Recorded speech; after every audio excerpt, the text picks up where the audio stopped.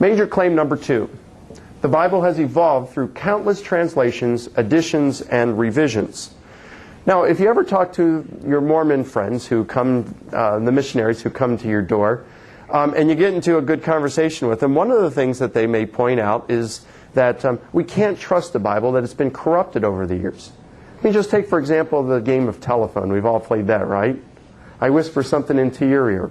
I whisper something into your ear. The same thing. And I say, whisper that into the person's ear next to you, and let's go all throughout the room. And by the time we get to the back, it's something completely different, isn't it? Two things that are different.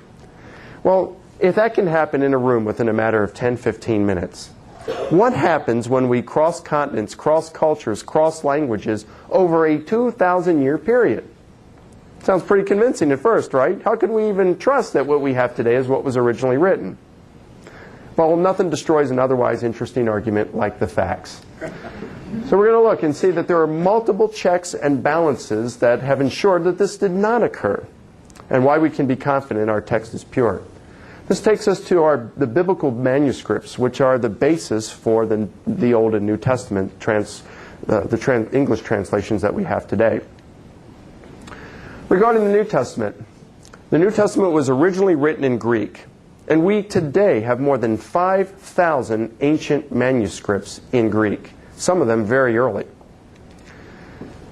There's also, the New Testament later on got translated into other languages so that they could bring the message to people in their own language.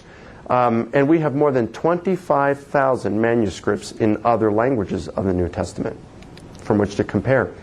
Then, within the first 300 years after Christianity, the early church fathers, those who were leaders in the church, did a lot, they wrote a lot, and we still have a lot of that today. In fact, for the first 600 years, we have about 18,000 pages.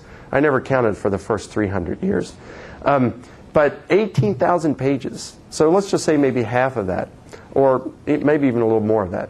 We got a lot of writings. Well, in their writings, they quote the New Testament quite a bit. In fact, we have over 30,000 quotations of the Old Testament in their writings. So many. One scholar looked through them and he said, even if we didn't have any of the original Greek manuscripts, or the Greek manuscripts, even if we didn't have any of the other translations, ancient translations, we could reproduce the entire New Testament with the exception of 11 verses just from the quotations found in the early church fathers, the first 300 years.